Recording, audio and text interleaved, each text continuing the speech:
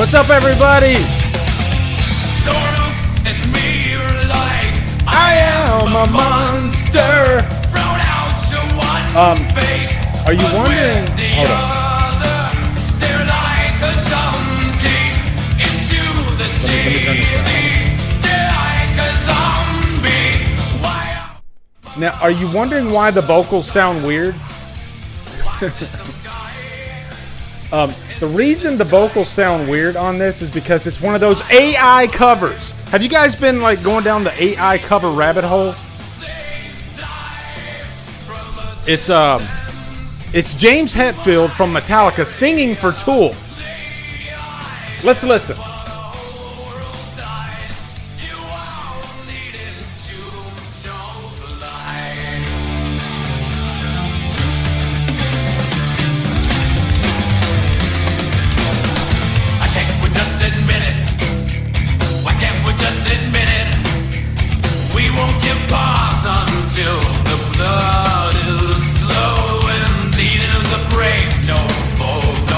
Doesn't that sound weird? We won't get bars until the blood is flowing. I need to watch things die from a good safe distance. My I want you guys to hear the scream part at the end, okay? We're not going to listen to the whole song, but the scream is really impressive for AI James Hetfield. What if they had like, it's kind of like Bizarro James Hetfield? You know, remember in Superman 3 when Superman fought Bizarro Superman? This is kind of like Bizarro James Hetfield. And what if those two got into fight in a trash? What is that area like the... What do you call an area where you have a bunch of cars that are just completely compacted? A compactor area? Okay, hold on. It's coming up here. It's coming up here. Listen. Everybody listen, all right? Trash compactor, thank you. Get your fucking lighters up. Let's go.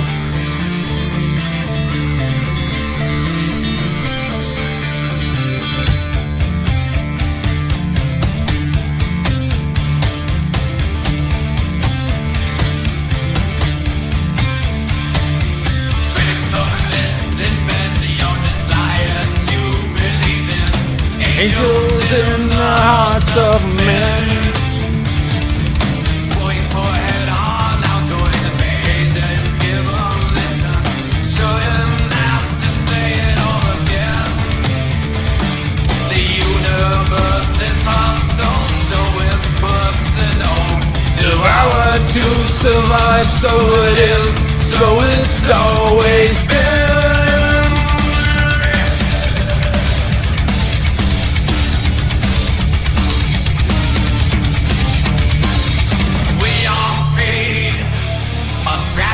Okay, here comes everybody, all right? Let's go.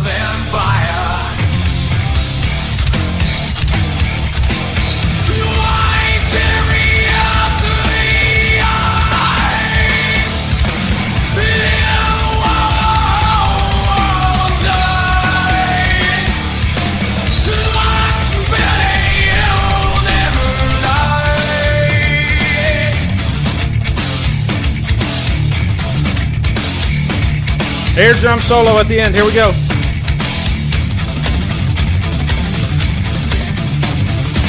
There we go. What's up, everybody? How's everybody doing? Let me make sure that YouTube doesn't start the next song. There we go. Woo! Shot out of a cannon. Now, guys, tell me what AI covers have you been watching lately? Because they're taking over YouTube, right?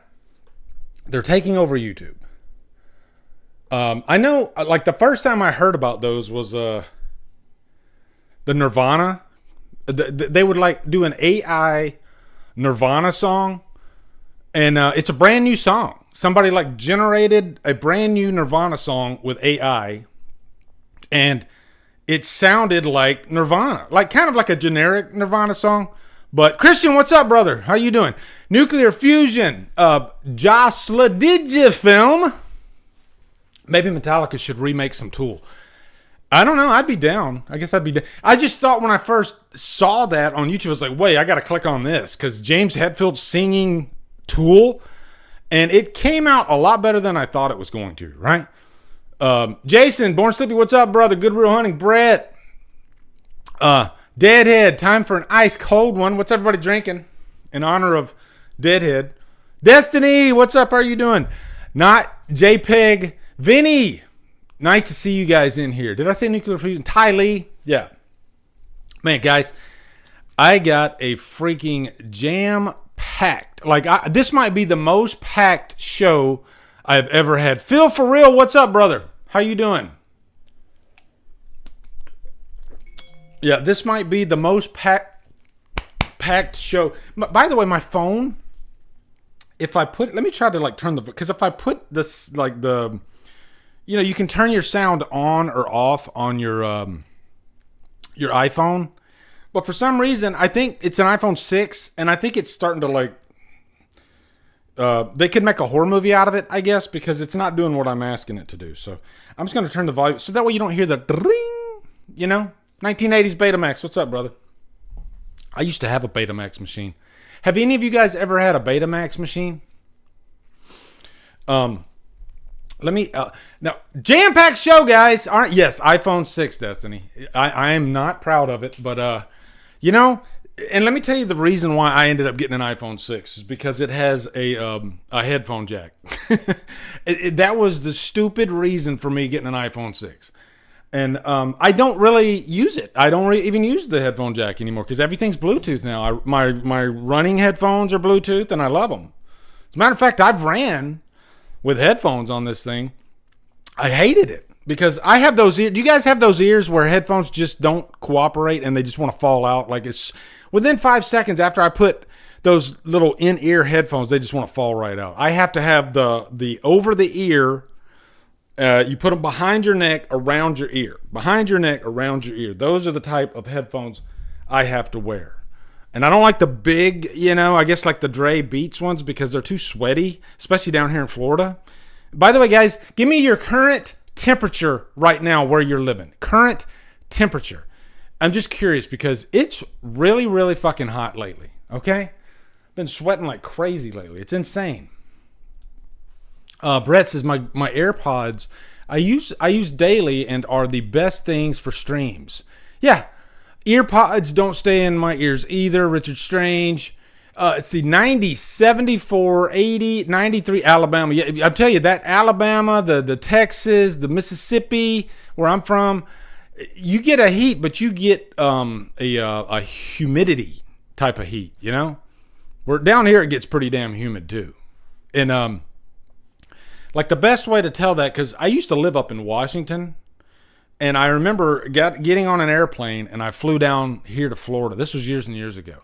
And I remember when I got off the plane, a blanket, like a brick of freaking humidity, just hit me right in the face as soon as I walked off the plane. It was crazy. It's the dry heat, man. Yeah. Kill Pop Culture, what's up? How are you doing? 90 in Missouri. There you go. I've driven through Missouri before. Drove through Kansas. All those places. Good stuff. Man, I'm way behind already.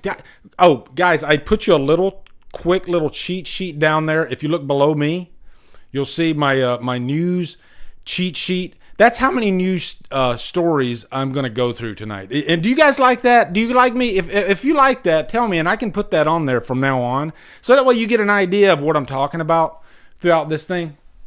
Because I've never had so many news stories that I wanted to talk. So I'm going to try to run through them quick. Okay? Yeah. If you guys want that, I'll put the cheat sheet on here from now on. And it'll make you a little bit more convenient, right? It'll make it a little bit more convenient, which I like that. Okay? You know what? I guess we'll start off with the Deadpool Wolverine. Actually, no, I don't want to start with the news yet because there was a couple things I wanted to promote. Okay? First thing, let me go over here to my news. Let's see if this pulls up. And there. So why isn't that up there? Hold on. Let me holler at my computer here for a sec. because that should be up there. That should be up there. There it is. Okay, let me double click that. Let me see. I think that's it. Yep, there we go. All right, there we go. Braden Timmons, really good friend of mine. He, if you remember, a couple years ago, he did The Last Nightmare, which was a sequel to Halloween H2O. It was a fan film, and I tell you, the work that goes into these projects, it's pretty much like a normal production these days with these fan films. They're getting more and more and more ambitious. And so Braden has a sequel. You know, I think that the first one was so interesting and so good and so successful that he ended up making a sequel. And I'll have to ask him if this was the sequel idea there at the beginning, or is it something that kind of popped up, you know, down the line. I'm really curious. But we're going to watch this little presentation here real quick, and then we'll talk up the Last Nightmare. Okay, this is the final pre-production campaign, and I want you guys to go in there. I want you to support these fan films. Okay, guys, support these projects, because you end up getting some really good movies out of this too, you know. So let's watch this real quick. Let me make sure I can hear it too. Yeah, here we go. Hold on. Here we go. Braden Timmons. All right. He directed the last one.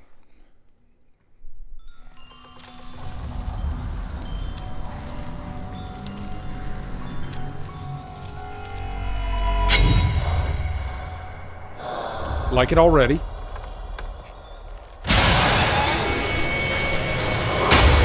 For 42 years, he has terrorized this town. Tonight, it ends.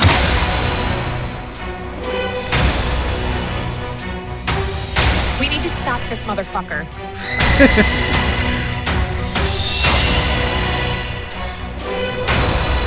Oh, shit. We need a plan of attack. We have to get these people out of town. How can he still be alive? This is Officer Williams. Our night isn't over yet. Oh, I like that. That's cool.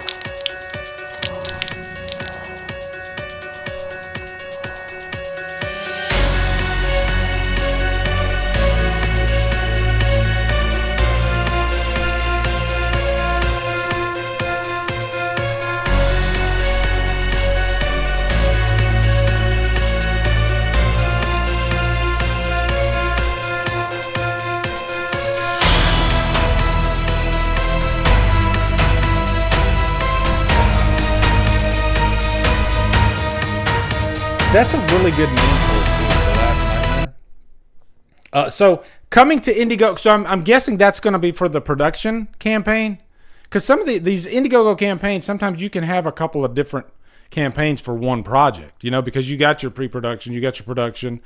Sometimes you'll have your post-production for the editing, for maybe some effects, whatnot.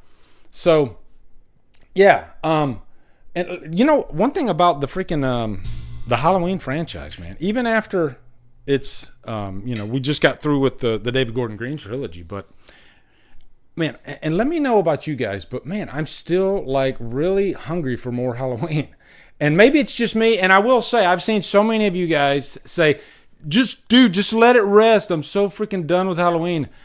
But I'm just such a Halloween fanatic. And I think the thing that I'm really excited about, even though I am a big fan of the David Gordon Green trilogy, but I'm really excited about the new direction, because we all know it's going to come back. It's going to come back. And I think that's the one thing I always get really amped up about is, okay, who's going to be the filmmakers behind this? Is it going to be somebody that we know, or is it going to be some new blood? You know, it's just a different vision that you get, which is always cool. But, you know, talking about this, The Last Nightmare, just from that little teaser right there, you can tell the quality of this and just how passionate Braden and his team are behind this. You know, and Braden, he loves Halloween. He's a massive Halloween fan. You can tell that. But one nice thing with Halloween too, and that they got right in this is the visuals. It's always fun to have a movie set around October, Halloween. So, but if I scroll down here too, we can see like some of the talent that's behind this.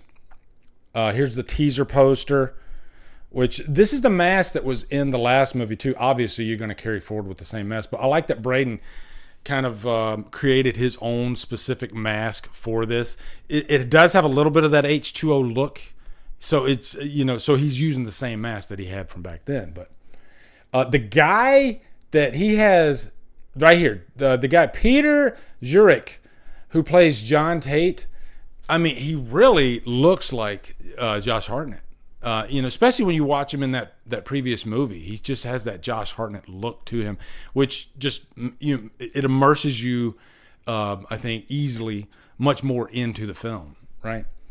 But yeah, this is your cast. Chad Sumner plays the Shape. Look at that, that's awesome. But yeah, it looks like you got a really good cast there. And this is the, if you guys want to watch the first movie, if you go to the Indiegogo, it's right down there at the bottom. And if I remember correctly, I think it was like an hour long, something like that. But it was jam-packed, pretty action-packed. So it's a good follow-up to H2O. And it's definitely much better than Resurrection, which I don't really count that as a decent follow-up to H2O. But this, if you like all those H2O ingredients, then this fan film has that, right? So I urge you guys to go check out the first movie, and then please support this campaign, because otherwise it's going to be tough making the second movie, right? I mean, I had Dave McCoy on about a month ago, something like that, and he finally made funding for his It's Me Billy sequel. I'm really excited about that. But the point is, these things, they don't happen unless we jump in and we help, right? So, yeah. So the last Nightmare, after this I will put Indiegogo links down in the comments and in the info box for these campaigns, okay? And then next one, while I'm doing the Indiegogos, I'm gonna give you another foot stomp about the Crow Days of Sodom. We officially met the 10,000. So that's 1/5 of what we're looking for. So 21 days left. A lot of perks in there. Cody Falk and Wet Paint Pictures, and I am an associate producer on this, but we're just really excited to get to work on this. And $10,000 is a damn good start. Still plenty of perks to be had in here. Big thing I want to foot stomp, and there's the badass poster with Cody. But you got a strong cast in here. You got a mix of young talent and some celebrity talent. Look at that. You got Lawrence Mason, who played Tintin in the first movie. Vernon Wells, we all know him from Commando, the second Mad Max movie. And I know it's sacrilege for me. What is the name? The Road Warrior. God, The Road Warrior is like one of the greatest action movies ever. Okay? Yeah, a lot of talent behind this one. Definitely wanted to foot stomp this. And you know what? It kind of ties into James O'Barr. There's a bit of news, since it'll be a good segue, right? So, there's a bit of news on the front of the new Crow movie. And I'm shocked that this happened. But we actually have a little tiny nugget of an update on the new Crow movie. I thought this movie was going to be cast down into the Sarlacc pit, but maybe not. Matt Facci, happy birthday, brother. Thank you, Brett. Matt, good friend, super cool dude. And happy birthday, Matt, man. That's awesome. I hope you had a great, great birthday. So, let me get over here. Let me show you, because James O'Barr, he posted this, I guess, a message or just a post on his Facebook page, because I don't think James O'Barr has like Instagram or anything like that. But he posted a little nugget on his Facebook account.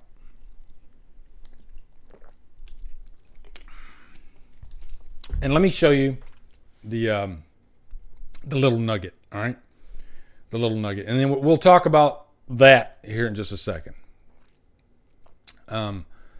So let me go up here, close that out, and let me find it. Yeah, here we go. Crow remake. Is this it? Yeah. Okay. Did I not drag that over there? What the hell are you doing, Lee? All right. Okay. This is a post from James O'Barr. James O'Barr is the writer, the creator of The Crow. He based The Crow on a real life tragedy that he had. His fiance passed away. It's his legacy. If it's weird, one of those weird situations where a really, really tragic thing created something great. You know, if that tragedy didn't happen, then we probably wouldn't have The Crow. So there's a little bit of life imitating art there. But he posted this. Somebody hand me my shoe and some salt. I saw the trailer for the new Crow film, and I do not hate it. So if we unpack that, and I can tell you right now, James O'Barr, if you've watched interviews with him, he's definitely a shoot you straight type of guy.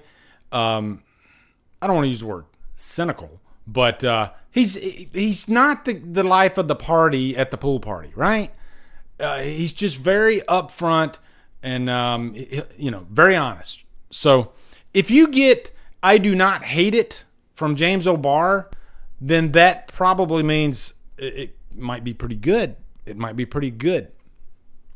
The one thing too is Bill Skarsgård is in this, so that's a huge leg up because Bill Skarsgård is always really selective with his roles. He's really interesting with his delivery of his roles, and I have a feeling that he's going to give it his all in this. And just the thought of Bill Skarsgård as the Crow, I'm curious. And I'm not sold yet. You know, I'm not sold. Not to say that Bill Skarsgård isn't a great actor, but when I think of the Crow, I don't see Bill Skarsgård, if that makes sense. You know, and I hope I'm wrong.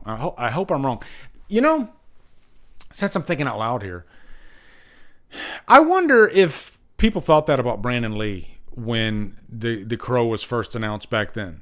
Because Brandon Lee has a martial arts background. He did Rapid Fire before that, and just a whole slew of martial arts films. Not necessarily your dark, edgy superhero material, you know?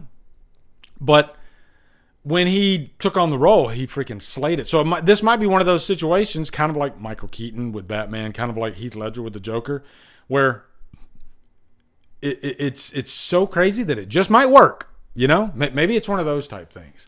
And I think the director, too, behind this new Crow film, didn't he direct The Snow White and the Huntsman? I think he did. I'm not going to look it up because I don't want to waste your time, but I think he might have directed that. And he definitely has a unique eye, you know, so I'm curious to see what he's going to do with it. Really, The Crow is all about the visual for me, about being dark and edgy. And, you know, it's nice when you have like some rain, you know, the atmosphere.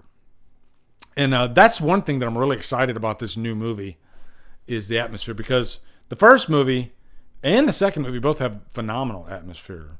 Not so much the third one, and definitely not the fourth one. So, yeah. So, really, that's all I have for you as far as an update. But that is from James O'Barr. And I can tell you right now, his Facebook account, I believe, is not James O'Barr. Correct me if I'm wrong, but I know Cody has... He's friends with James O'Barr on Facebook. You know, he's talked with the guy. He's had conversations with him. I mean, James O'Barr even like gave him like the inside scoop on like certain celebrities that worked on the first Crow. You know, so but I know his Facebook name is different. But so Cody Fox sent that to me, and so that is an update about the new Crow. So. There's hope, and that means there's a trailer now. So that trailer should be dropping within, I would say, maybe the next couple of weeks. So, yeah. I'm really excited. I'm interested. We shall see what happens. All right. So next thing we're going to talk about real quick is just real quick, guys. Now, when you guys first saw this picture, what were your thoughts? What were your thoughts? Like, were you really looking forward to Deadpool 3 and Wolverine? Because I know some people might be like, Wolverine, he died in Logan, and I know that Ryan Reynolds and Hugh Jackman, they came forward and said, don't worry, Logan still exists. Wolverine still died. This is I'm thinking this takes place before Logan, because Logan was set in the future, right? So, I got to admit, when I saw Wolverine in the classic yellow outfit, and I'm shocked that this is the first time that we've ever seen Hugh Jackman in the classic yellow outfit, which it looks like they made it out of the same material as they made the Deadpool, really tactical looking. But, I watched the first 2 Deadpool movies not too long ago again, and those are just really fun. I look at them as comedies. They are so freaking hilarious. So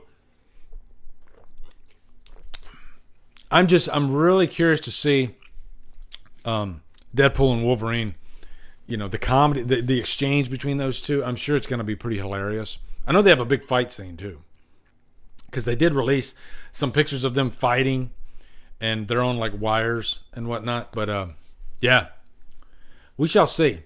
I do know that Deadpool 3 is going to maintain its hard R rating. They have established that because, there was that question, because now Disney owns Deadpool 3.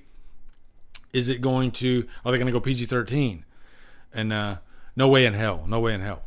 Which, by the way, if you guys remember, they did do a PG-13 Deadpool. A version of the first Deadpool movie. I never watched it. I have no desire to watch a PG-13 Deadpool movie. So, yeah. Jason says he's not big on Wolverine in yellow. Really? All right. Man, I love seeing him in the classic yellow. I think it's badass. Right? Eclipse says they stopped filming it because of the actors' strike. Yeah, man, it's brutal. It's brutal. A lot of projects are stopping now. Some projects they finished, but they're in post-production and they stopped. So we're going to have, I think, over, the movies that are done and in the can, they're going to come out, that are 100% zipped up. But I'm wondering what I guess, what is this going to affect? I'm thinking, and help me out, guys. I'm thinking maybe last quarter. Is it going to be? I think some movies are still set to come out for Christmas. All right. I think that's happening. But sometimes they'll give movies a release date. They'll even advertise the movies, put out trailers for the movie, but the movie's still not completely done. And so does that mean they're going to pull it from the theater? The date? Who knows? So could we have a Christmas and there's just not that much to watch? I don't know. This could be like freaking COVID all over again, right? Very strange times. And strikes are nothing new. They do happen from time to time. Now, this is, for me anyway, this is the first time I remember them having an actors and a writer's strike at the same time. I'm sure I'm wrong, but I've seen writer's strikes happen all the time. As a matter of fact, Halloween 4 was filmed the script for Halloween 4, Alan B. McElroy had 12 days to finish it because they were going to start the writer's strike. They had a date. They were going to start the writer's strike. So, yeah.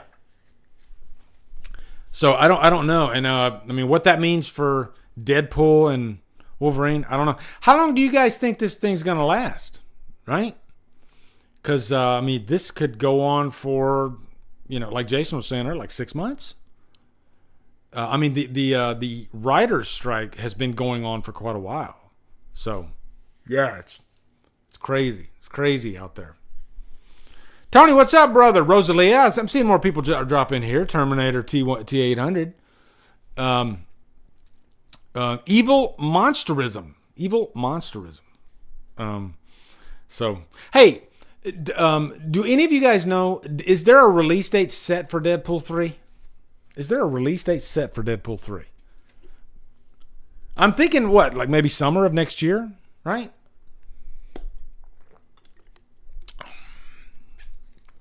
Vinny says, I don't know. It could take forever. This will destroy Hollywood. Man, guys, we bitch about the current state of Hollywood. We bitch about movies, but man, I don't want movies to go away. To me, the theater, it's like my church, right? I get this rush and I get so excited when I'm going to see a movie, just the whole act of it, getting there a little early, getting your snacks. I love the smell of the theater when I go in there, seeing the previews. I mean, it could be a shitty, like when I went into Insidious 5, and I didn't like that movie at all, but I still enjoyed being there. You know what that means? I just enjoyed being there and the whole experience. And I know I've saw some people say, Dave Vanderhoff, what's up, brother? Nice to see you in here. I know some people have said I don't go to the theater anymore. I'd rather watch movies at home. A lot of people are like that, actually. Matter of fact, I think probably a good portion of Joe Sixpack is like that, right? But for us, I guess in our little community, our movie fan community, to me, there's nothing like going to the theater. The difference is just monumental between going to the theater and watching it at home. Don't get me wrong. I could have the greatest freaking sound system in my house, but there's something about seeing a movie with a big crowd and just getting that reaction, and it's just so damn exhilarating. You can't beat it. You can't beat it. So I want movies to come back. I want actors and I want writers to get paid what they deserve. I hope they can figure this out. I don't know the inner workings of the whole thing. I'm not going to act like I'm an expert. I don't. But I just want movies to come back. And I want them to figure it out. And I want them to hug it out. All right? Pay them what they deserve. All right? Pay them what they deserve. Jesus. Trina, what's up? Nice to see you in here. Beth says, I love going to the theater, but it's so damn expensive anymore. I only go for things I'm super excited about. Yeah, Beth, and I completely get that. And I'd even say, Beth, that you might actually enjoy the experience that much more, given that you are very selective. There's some people, they go to the theater every week. I would say I probably go to the theater just about every week. I got 3 press screenings next week. All right. But, for those people that are very selective and they go maybe once every few months, I'm sure that experience is really nice. It's just something they haven't done in a while, right? So you enjoy it that much more. When I was a kid, we rarely ever went to the theater growing up. We only went to the theater maybe once a year, maybe twice, especially when I was really young. So every time I went to the theater, it was just like it was like Christmas morning. It was. So, damn, Jason, hasn't been to the theater since Halloween Kills. Now, why is that, Jason? Is that, like family? I think you got little kids, right? I know we all have lives, we all have jobs, and sometimes it's just time. You don't have time to get out to the theater. So, I don't know. It's weird. But yeah, I want theaters to come back. I do. Okay? Jason says, Lee, I'm selective, but I use it as our date night with Ashley. You guys are the cutest couple ever. I swear to God. There's no cuter. Man. All right. So, you know what? Since I'm on here, let's talk about one more thing and then we'll jump into the main news. So let's close this out and let's go right here. Okay. Some of you are going to get pissed. Here we go. Oh, brother, not this again. If there's something news pops up, I'm going to freaking cover it. All right. It could be the smallest little bit of news, but I'm going to cover it. All right. Troy Candy. Got to give a shout out. Troy Candy on Twitter. He'll tag me on, a lot of you guys tag me on these stories. I really appreciate it. But Troy Candy, like me, is a big fan of Jamie Lloyd. And he said, Lee, check this out. Danielle Harris just posted this in her stories on Instagram. She didn't really, I don't think she's posted a comment about it or anything. She just posted the poster that I think somebody drew. She became pure evil. Tonight she's back. Halloween, the return of Jamie Lloyd. That's just an interesting idea to explore just because of those words. She's back, the return of Jamie Lloyd. Could that mean that she, you see the mask there. So if this were a sequel to Halloween 4, then she could very well be evil. She could have, and I think the way they could do this, and I'm just kind of thinking out loud here, but you remember what happened at the end of Halloween 4. She went she went evil, right? So obviously she probably would have went to Smith's Grove, and she would have did her time there. And in this story, I would bet that she would be released, right? Go back to her life. But there's some sort of trigger, and that trigger turns her evil. It could be Michael Myers, comes back again. Which is the route that I would think that they would go, because you don't want to have a Halloween movie without Michael Myers, especially if it's a Jamie Lloyd movie. Like, can you imagine having a Jamie Lloyd movie without Michael Myers? So, or they could go the option of a sequel to Halloween 5, right? And she's not evil, and it's just kind of a, just your basic Halloween movie with a showdown between Jamie. But the big thing here, because I've seen some complaints, because I'm always fighting this battle, but, they always said she had her turn. She's been in 4 Halloween movies. Yeah, but how many times has she been an adult? Danielle Harris, because I know we've had an adult Jamie Lloyd in Halloween 6, but that wasn't Danielle Harris. So we've never had an adult Jamie Lloyd, the Danielle Harris version. And I think that's what I keep clinging on to. Like, if we had that, then maybe I could let it go more. But I want her to have her time to shine. I want her to be able to fight Michael once and for all. Adult Jamie Lloyd. She doesn't need help. She doesn't have Rachel there to help her. Although I would be completely happy with Rachel being in this story.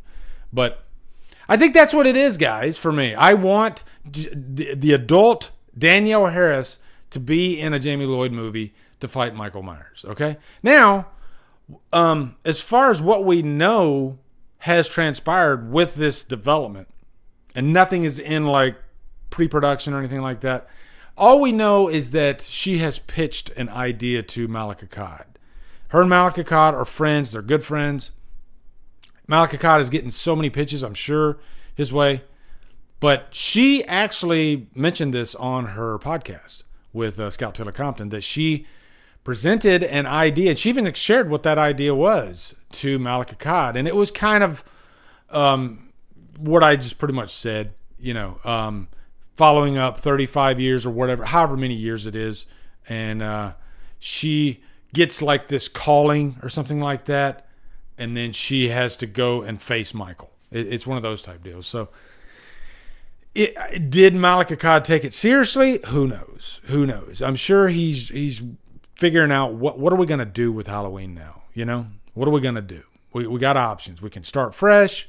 We can jump off of another movie. This is the franchise that has so many damn timelines. Who knows? But question for you guys. What direction would you like Halloween to go in the next movie? Would you want it to jump off of a timeline?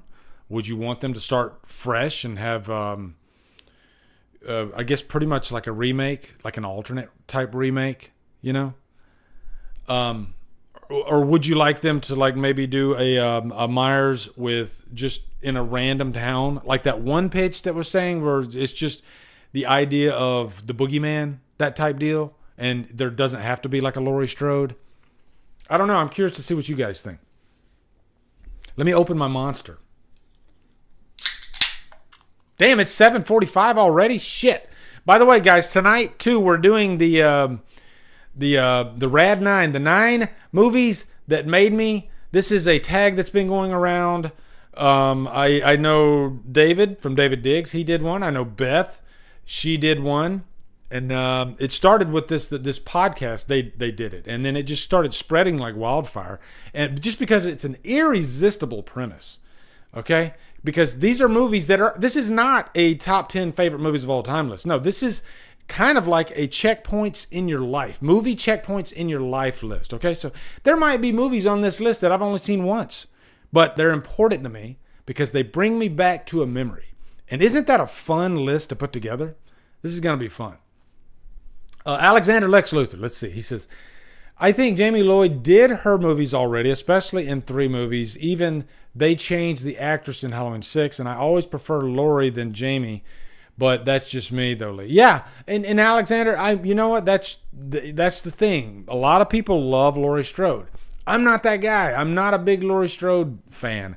I've always been the Jamie Lloyd, the Rachel Carruthers fan. And I think it's just because nostalgia. Those are the first movies that really got me into the franchise. And I kind of, I got attached to them, right? And then when I watched the Laurie Strode movies, I feel like, Jesus, she's in 17 movies, It's like, man, not 17, but you know what I mean. I don't want another Laurie Strode movie. Chester wants a direct sequel to only Halloween 4. Okay. All right, so now let's jump into the main news. And I got funnies tonight too, guys. You know what? You want me to show you a few funnies since I'm literally in the funnies thing right now? I might as well show you a few funnies, right? Let's do some funnies. I'll just burn through them real quick, all right? Well, let's burn through, because I don't have that many of them.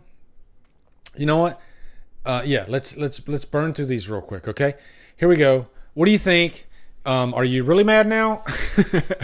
Somebody posted this on Twitter, I think. Scream ends, and then you got Corey, and he's wearing the Scream mask, right? Is that a tough pill to swallow? I don't know. I'd watch it. I'd still watch it, right? Okay. Next one. This one is for Prime Day. Remember, guys, we had Amazon Prime Day was last week, and that's where you get all the deals, right? You saved like 75% off of everything, right? No, bullshit. Okay, so I actually saw this on one of my funnies sites that I go to, and this is true. This is true. What a deal! Saved this to my cart yesterday, but decided to wait until today to buy it to get a sale price on Amazon Prime Day. So he put that in his cart the day before, and then on Amazon Prime Day, look what happened. The price miraculously stayed the same, but they put a little red ticker there stating that, look at the deal you're getting. And I think that says 37% off. Well, it was 37% off the day before when it wasn't even fucking Prime Day. God damn it. And the reason I put this up here, guys, is you need to be aware this is a tactic that they use to get you to reach into your wallet, okay? If you see, like, this is a test. If you see, like, say that's like a Scream Blu-ray, right? And if you see that little red ticker thing there, you're more likely to buy that Scream Blu-ray than if you don't see it there. That's how our brain works, right? It's manipulation. That's what they do, okay? So before you make your decision on that little ticker, step back, do some research, maybe compare the price to other places of the same item, and you might find out that you're not really saving money, okay? And I'm here. I want to be you guys' uncle, and I want to help you out, okay? That's what I want to do. Okay. Beth, are you seeing this? So I know you like the penny pinch, so pay attention. All right. Okay, next one. This is called Judy Jesus. All right, Judy Jesus. Sean Lane on... I saw this, and I had to say it. This was just really great. Okay. Judy's side ponytail dyed for our sins. I don't know why that's funny. It really makes no sense whatsoever, but I love it. And Judy was just the biggest bitch possibly imaginable. Like, they need to do, or maybe I need to do a list of slasher bitches. That's what I'll call it. Will YouTube stop that in its tracks immediately, though, if I say... would that offend you guys if I called it slasher bitches? You could use a good screw. She's asking for it.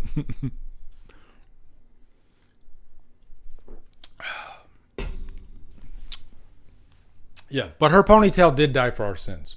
Okay? Uh-oh, here we go. Richard Strange, Melissa from Friday Part 7. Yes. Yes. Melissa she was a bitch. Okay? Yeah. That would be a fun video. Absolutely not. So, yeah, maybe I'll have to do that then. Maybe I'll have to do that. You know? I probably can't call it bitches. I'll probably have to get a little strategic about it. Okay? A little strategic. Samuel Stokes, what's up, brother? What's up? David Thorson? Yeah. Galford's dog. Corey Tiger, how you doing? Ryan Underwood. Yeah. Evil Monsterism. I said Evil Monsterism earlier, though.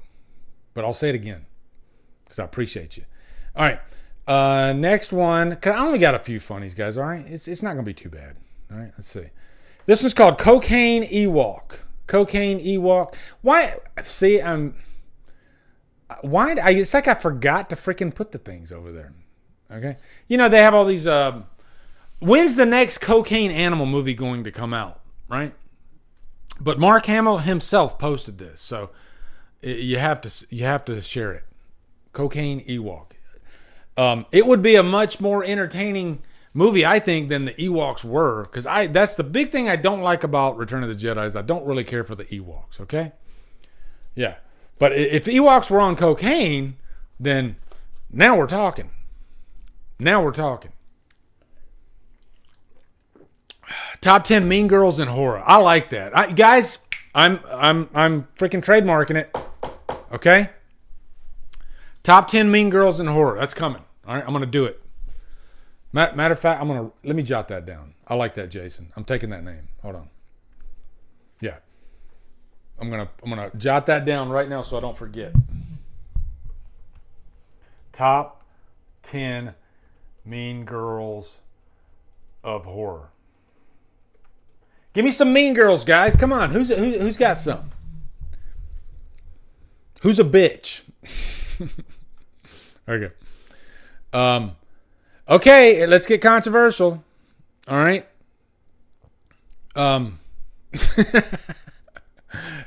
My case is not a strong one.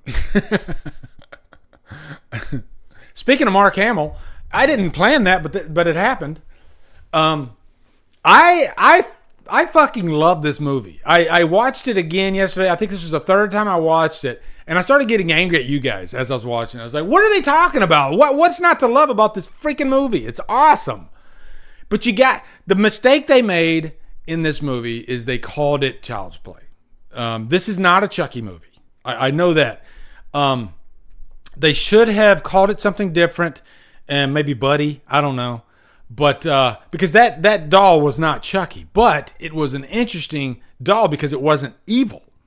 It wasn't evil. So it thought what it was doing was okay. It was an AI doll, and that's kind of the idea of what AI is. AI doesn't know if it's good or bad. You know, it's a learning technology, and that's what this doll was. But, man, this movie, it was bloody as hell. It might be the bloodiest Child's Play movie. I don't know. It might be. I don't know. I've been going through the Child's Play movies again. I watched 1 and 2 the other day. Guys, you know what? I got to be honest. I got to be completely honest. I thought this movie was better than the original.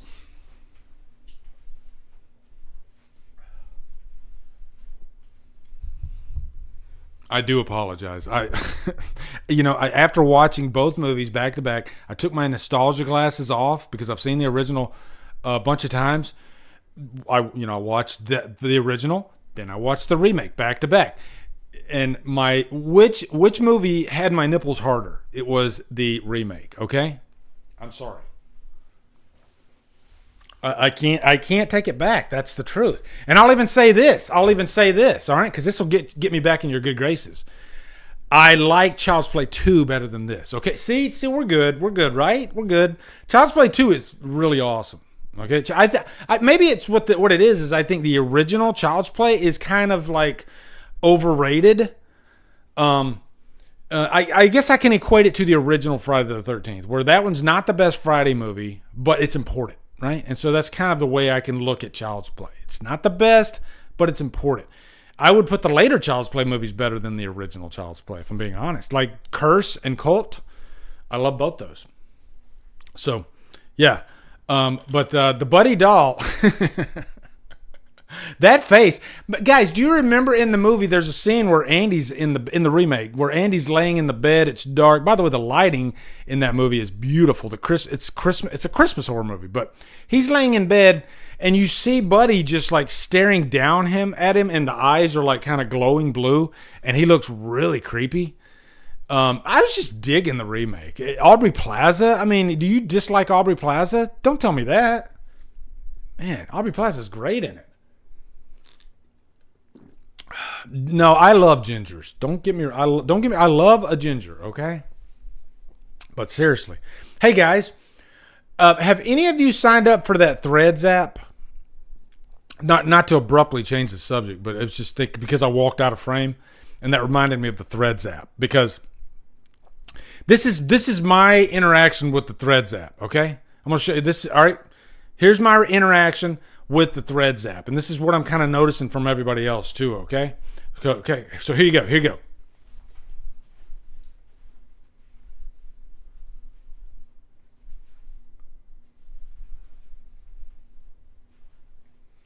Then like 2 weeks will go by.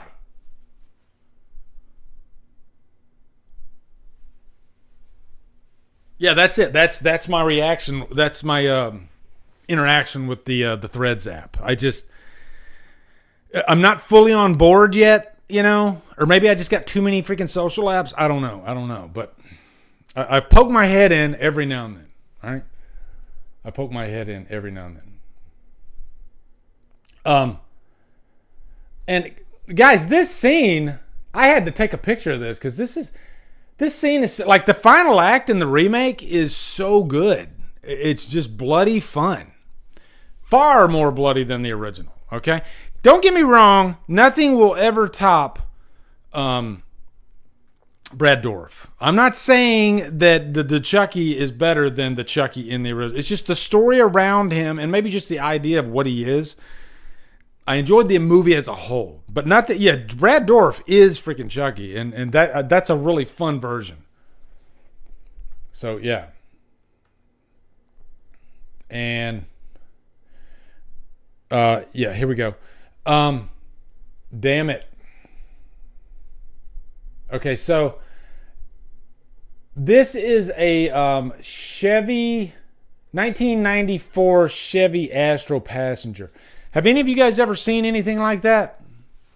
And if it's raining outside, I don't know. It's a little suspect.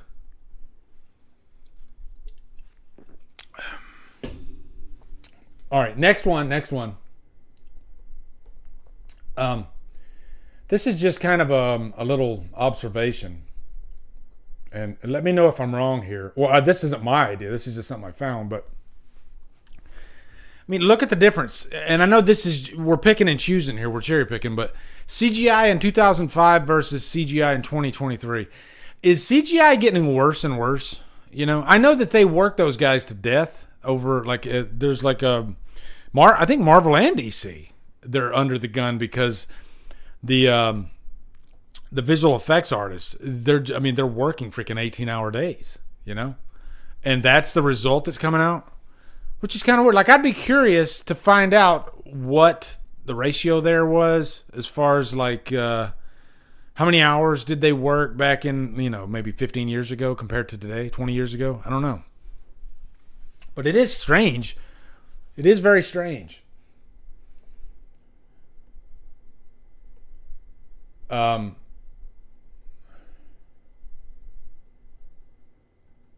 This is, I need everyone to wish me luck. I have a meeting at the bank later, and if all goes well, I will be out of debt. I'm so excited, I can barely put on my ski mask. See, they got you. They had you in the first, but then they kind of pulled the rug out from under you, I guess, in the end, right? So,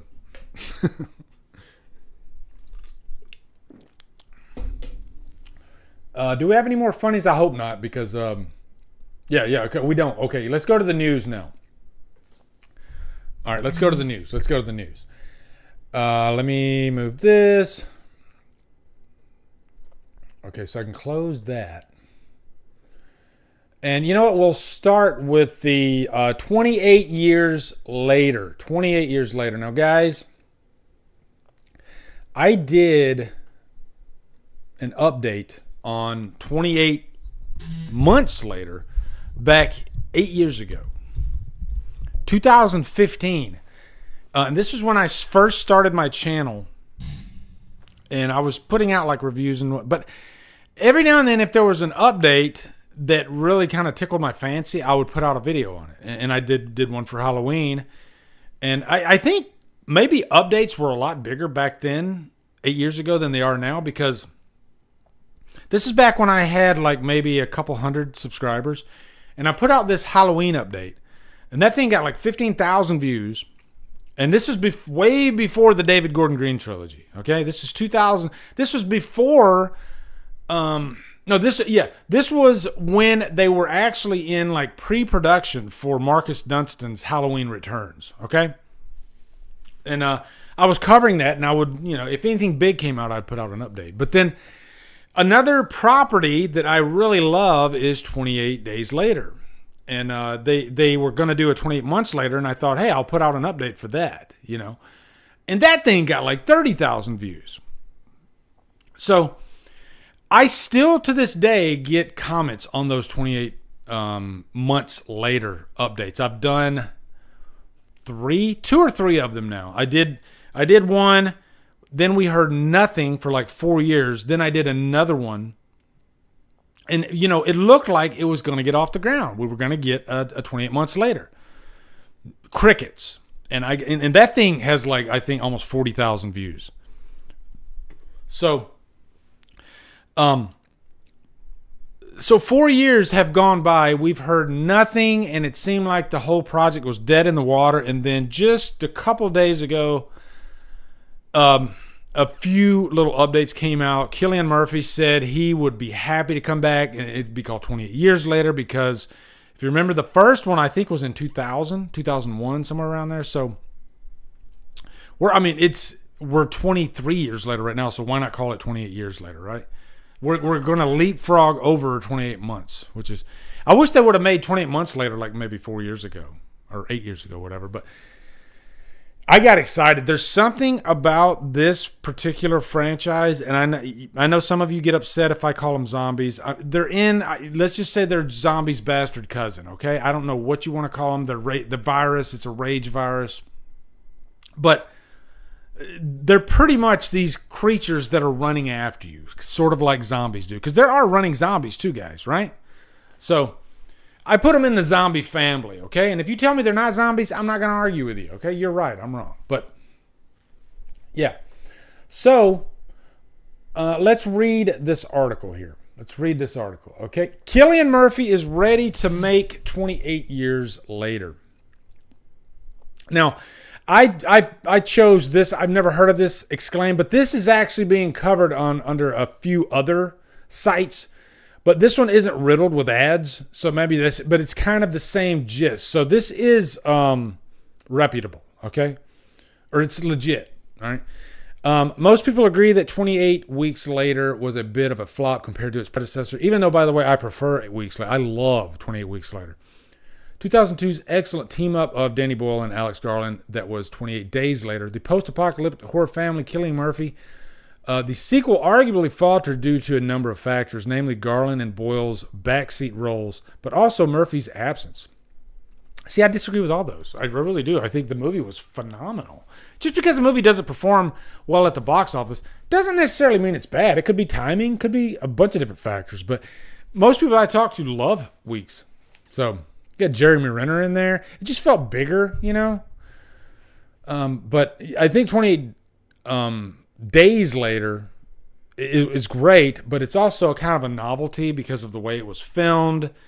It was filmed in like, what do you call it? Just like DAT video or whatever.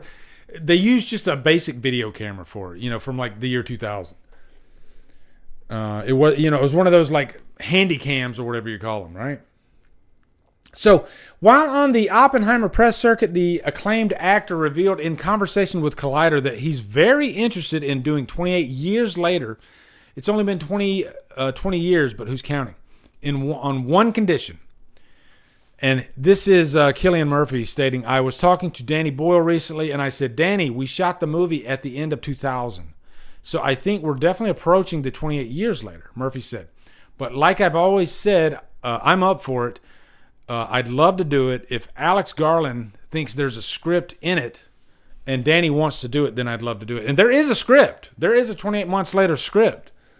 So Garland and Boyle have already discussed the possibility of making 28 months later, but ultimately abandoned the idea. In 2019, they further hinted at the possibility, but it wasn't until recently, speaking with Inverse, that Garland shared his interest in bringing the rage back for years, sharing that though he resisted making a sequel for a long time because there were things about 28 Weeks that bugged me, he ultimately decided, fuck that. I'd rather try to write a different story in a different world. He continued, a few years ago, an idea materialized in my head for what would be really 28 years later, Danny. Danny always liked the idea. And Boyle added, we're talking about it quite seriously, quite diligently. If he doesn't want to direct it himself, I'll be well up for it if we can execute a similarly good idea. Here's hoping they also get John Murphy back on to do the soundtrack. Yeah, that soundtrack is phenomenal. The original compositions were all bangers, some of which graced this writer's MySpace profile in 2007. And Brian Eno and Godspeed You. Black Emperor's contributions didn't hurt either. Yeah, that's another thing too. I've always loved that score, you know. And I think that score's been used in a couple of other movies too. But it just has that, you know, that sense of dread and foreboding. It's great. What am I doing? Okay, hold on. All right, so yeah, that's pretty much the news on 28 years later. There is interest. Cillian Murphy wants to do it. Danny Boyle sounds like he wants to do it. They have an idea for years. Does that mean we're going to have to wait another 4 years for anything to materialize? God, I hope not. You know, and I think we need, like, it's time for the quote-unquote zombie movie to return. I know that there's Walking Dead, but like Walking Dead's, I haven't been watching any of it, but I hear it's not that good now. You know? But we haven't had like a resurgence in, you know, in the cinema for zombie movies. And wouldn't it be cool if 28 years later is the one that kind of kicked it off again, right? Or whatever you want to call it, rage virus. But I still put them in the same category, right? Like I have a zombies playlist on my channel, and I mean, wouldn't you put them in your zombies playlist so you don't confuse things, right? What other playlist would you put it in? That's the way I look at it. So yeah. Here's hoping that 28 years later comes. Please, please, please. I'm definitely clipping this out, though. Maybe I'll get another 30,000 views on it, right? I doubt it. But, you know, I don't care about the views. I love this franchise. I want another 28 movie. So bad. So bad. What do you guys think? Do you like the 28 franchise? Even though there's 2 movies. Okay. Let's go on to the next story. We can close this out. I'm going to entertain this one. Now, this isn't like there's nothing happening here, but it is an interesting topic to discuss. Let me go back over to news. Okay. And I know, like, Chris Snyder, he's probably buzzing right now, okay? And if you know me, you know I've bitched about the Prom Night remake quite a bit. I think Andy sent this to me. Let me give him a shout out real quick. Let's see if I can find him here. Andy Uriel. I think he's the one that sent this to me. He sent me a couple stories, but Andy, thank you for those stories on Instagram you sent me. But I couldn't help but like read through this, and I read through this, and there's no like announcement or anything, but it just made me think back to my disdain for the Prom Night remake. And I'll say I don't hate the movie. I still don't like the movie, but I'd say I don't hate the movie as much as I used to. And I have a reason for that. Okay, I have a reason for that. When I first saw this movie, I had not seen Prom Night 2 yet. Hello, Mary Lou. When I saw that movie, I realized this is not a continuation of the first Prom Night. This is a completely different story. So, in that sense, technically, the one of the biggest reasons that I'm bugged about the Prom Night remake, it kind of is committed by Prom Night 2 as well. So, it's not really a good reason. This is one of those franchises that doesn't lean on one particular story, okay? So, in that sense, I have to take it back and I have to give a little bit of credit to the movie. It's not a crime that they completely went a different direction with the characters, with the actual story. It was just a killer that was a stalker in the remake. And it's a good story, but I think this was a situation where a PG-13 slasher can be at its worst, because every kill was a cutaway in this movie. It definitely felt like one of those teeny bopper CW type movies in terms of the casting and the way they were acting. Don't get me wrong, I really like Brittany Snow. You know, I think Brittany Snow's a fine actress, but I don't know. This is just one of those movies that every day there was just something about it just that annoyed the living shit out of me when I was watching it, you know? And I think it's just the big prom moments in the movie that kind of take up the whole like middle of the movie. And then in the actual supposedly scary tension-filled stuff, it just didn't deliver for me. It just didn't deliver.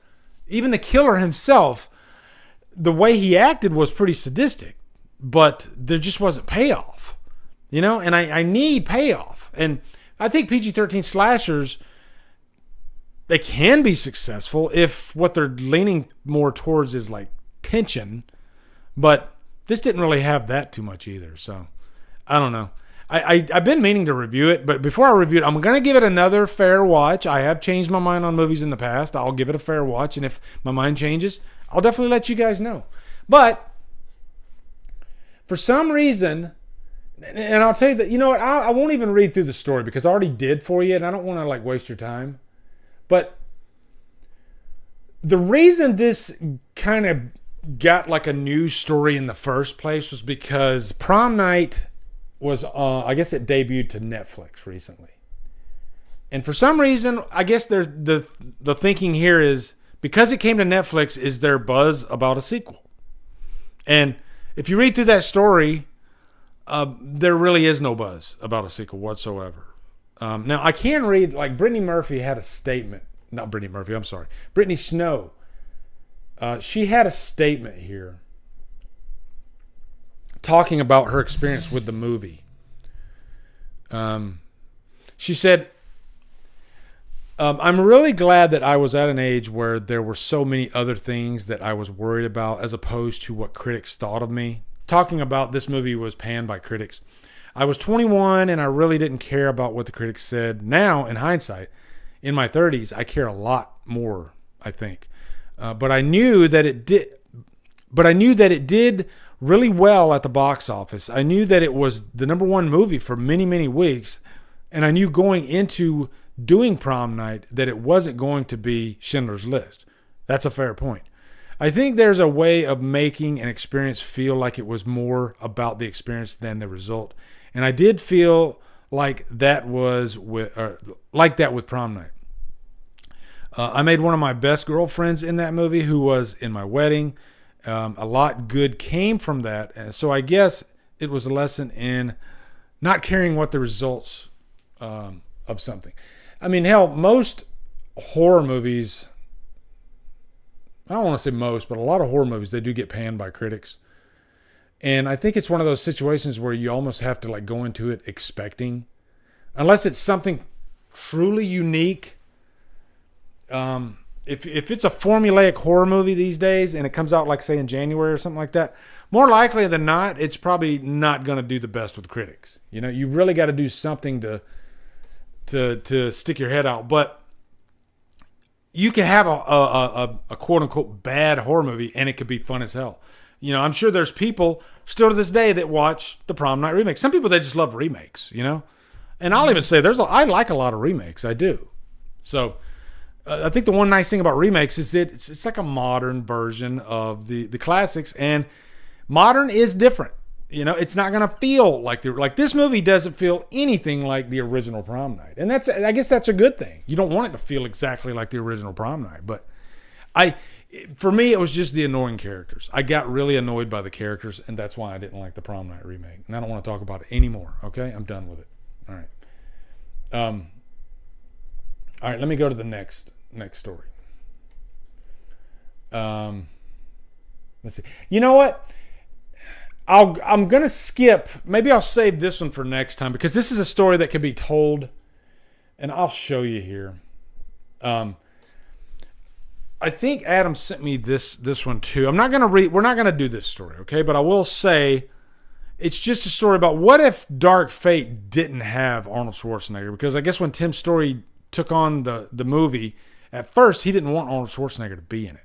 And I think Arnold Schwarzenegger's been in too many of these movies that he didn't need to be in, and maybe it could have been better.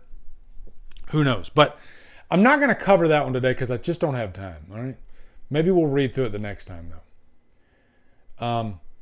Now we're going to go through this one real quick. This is Alien Romulus.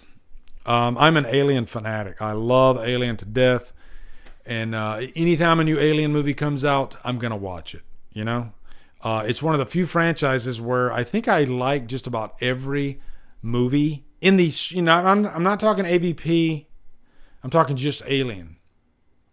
The only one I don't really like that much that I can still throw in is probably Alien Resurrection. But, Alien, Aliens, Prometheus, Covenant, those are like freaking upper crust, top tier stuff, you know? I mean, I'll even say I put Prometheus especially on the same level. I mean, from a filmmaking standpoint, just look how epic and beautiful that movie is. It's Ridley Scott all the way. So, I mean, for me, it was like, I know some people don't like Prometheus and Covenant, but man, for me, it was just like candy. Okay. So let's read through this. You know, anytime there's a chance of another Alien movie, I'm on board. And Fede Alvarez, he directed Alien Romulus. Now, some good things here before I start reading is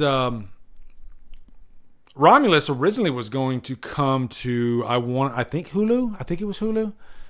And I guess there was a screening, and they decided, let's go ahead and put this in theaters. So it's actually coming to theaters. So Alien Romulus director Fede Alvarez took to Instagram to celebrate the production wrap on 20th Century Fox, next installment to the long-running sci-fi horror franchise. The upcoming movie marks the Uruguayan filmmaker's fourth directorial feature after over 5 years since directing The Girl in the Spider's Web, which was not that good. But Don't Breathe and Evil Dead are phenomenal. But more, you know, certain directors have a certain type of feel with their movies. And I think a marriage of Fede Alvarez and the Alien franchise is a no-brainer. He just is a visual type of director. His movies look gorgeous. And I think I'm curious to see what he could do with an Alien movie. And he's not afraid to show violence at all. There's a picture of him on the set on the last day, and they finished it up. So But this is the first movie he's done in 5 years. I can't believe the Spider's Web movie was 5 years ago. Jesus. Who's the cast of Alien Romulus? Alien Romulus is directed by Alvarez from a screenplay he co-wrote with Rodo, his writing partner. They both worked together on Don't Breathe 1 and 2, and I believe they worked together on Evil Dead 2, the Evil Dead remake. The film will be led by Kaylee Spiani, The Craft, Legacy, Priscilla. I haven't seen either one of those, so I can't comment. Isabella Merced Sicario, and then David Johnson, Archie Renault, Spike Fern, and Eileen Wu. Franchise creator Ridley Scott is producing along with Michael Pruce. Further details about the plot and characters are still being kept under wraps. However, it is said to be unconnected to previous films. A fan of the iconic franchise himself, Alvarez had pitched a film idea to Scott several years ago in a casual conversation. This eventually led to Scott calling Alvarez last year to see if he'd still be interested, and it was quickly set. 20th Century Fox then picked up the new Alien movie due to the strength of Alvarez's pitch, as it was a really good story with a bunch of characters you haven't seen before, which is kind of the thing we talk about with Halloween. What if they went that direction? There was no other characters that we knew, just Michael Myers. So I'm curious. I don't mind them not having characters from the previous franchise. I don't think they need Ripley. If you were going to restart this franchise with a young Ripley, those are tough shoes to fill, right? So I don't. What do you guys think? Do you guys think would you be okay with them recasting Ripley? I'm curious to see what you guys think. I mean, I would watch it, but man, I wouldn't expect much. It's just so hard to fill those shoes of Sigourney Weaver. She, to me, she's just as great as Ripley as, say, like Stallone is as Rambo, Richard says Sigourney Weaver or no Ripley to me.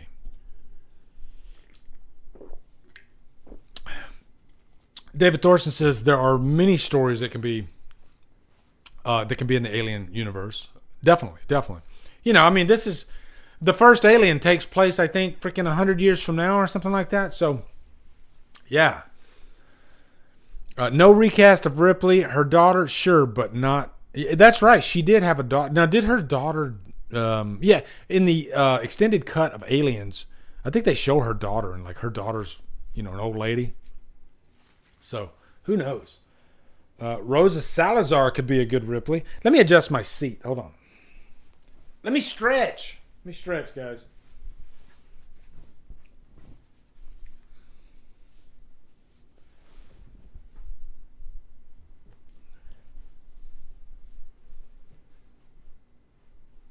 Sometimes you got to stretch. You got to stretch it out. There you go. Okay. So that's the Alien news. Now we get to have some fun. All right. Now we get to have some fun. Let me go back over here. Okay. All right. Now we are going to do the Rad 9 movies that made me. All right. So let me go over to here. Yeah. 9 rad movies that made me. Tag a little background on this tag. And guys, this is the first time I've done a tag in probably, it might be like 7 years. Back in the day, and they still do them, of course, but I just remember back when I first started doing YouTube, there were a lot of tags going around, and everybody was getting involved in them. And it just seemed like there was like a lull there where nobody was doing tags. Or at least I don't remember people doing tags as much. Tags used to be really, really popular. And I think, or maybe it's just a community thing. Like in the horror community, I haven't seen too many tags. And I think this was like maybe in the vinyl community or something like that. Or I don't know. But this particular tag here is an irresistible idea. I know to give them credit, there's a podcast called the 9 Rad podcast or something. Actually, I wrote it down right here. Hold on, let me see. I want to give proper credit. But I found out about this. I know Beth S. did one. I know David Diggs, he did one. And there's been quite a few others that have done this tag. Oh, yeah, here it is.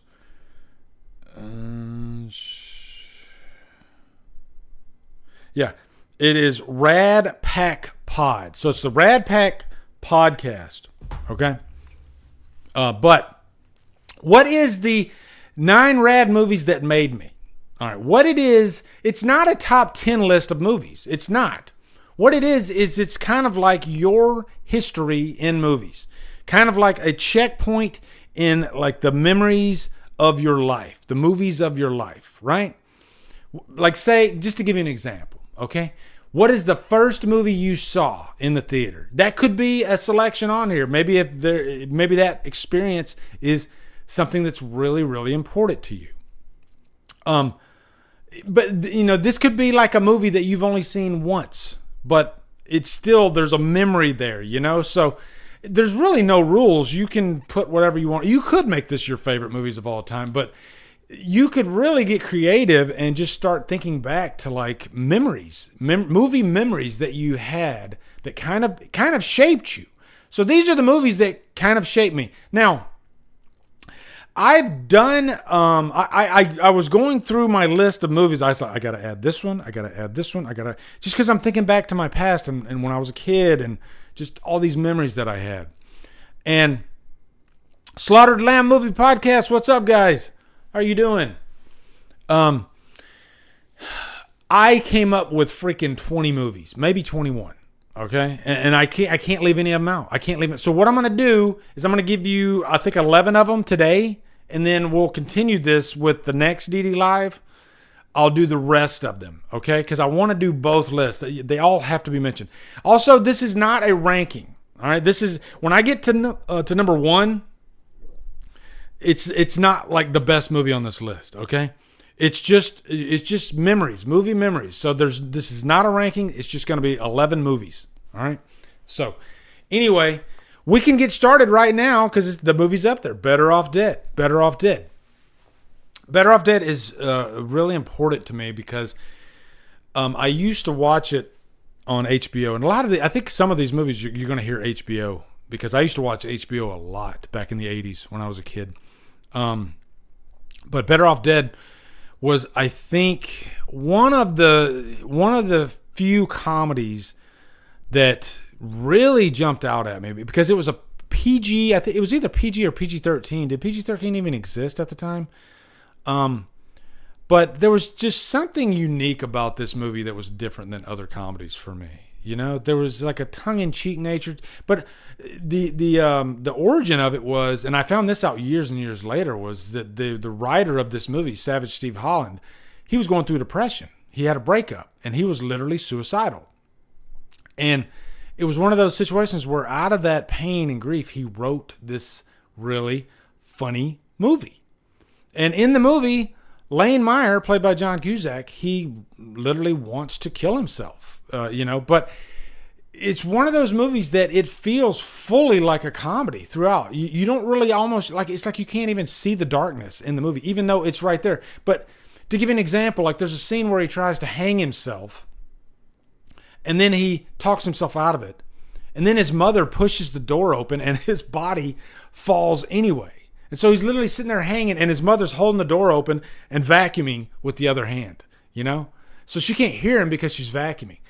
And there's moments like this throughout the movie, but also the idea of the movie is he broke up with this girl, Beth, and it just sends him into this spiral. But then he meets this other girl, Monique, who is a foreign exchange student.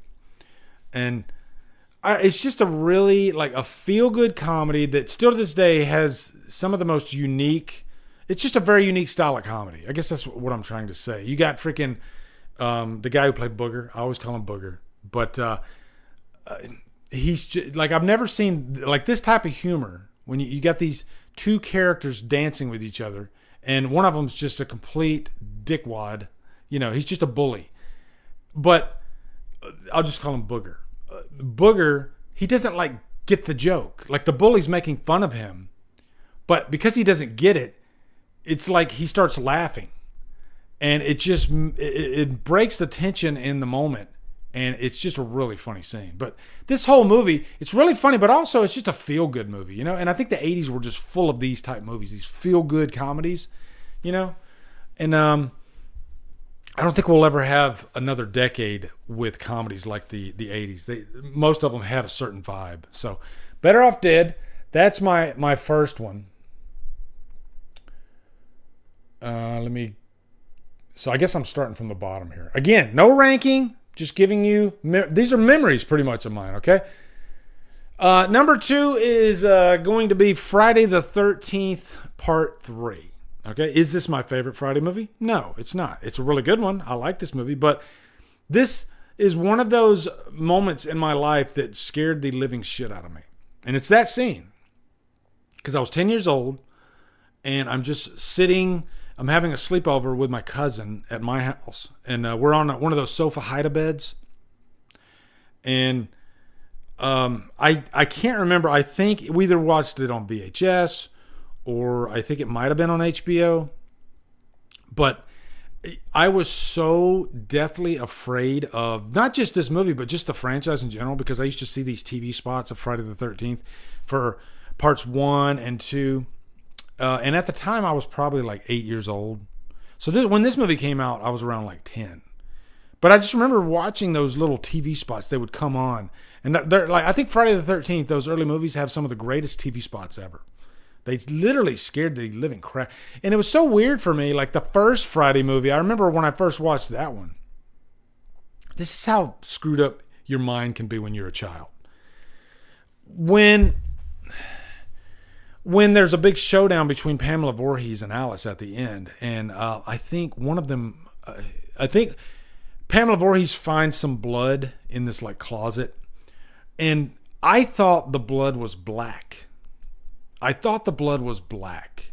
You know, it's like you kind of form your own story, like what this could be about. And I guess I tied black blood with evil. I don't know.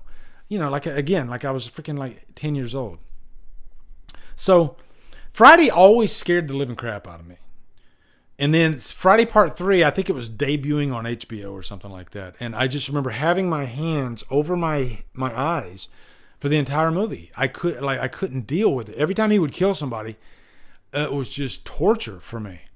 And the scene that I remember opening my eyes was when he squeezed this guy's head and that eyeball just pops out at the screen. And it just freaking, I like started screaming, ran out of the room. I don't think I finished Friday Part 3, but that memory still to this day has always stayed with me. And it is like one of my first real scares. So, yeah.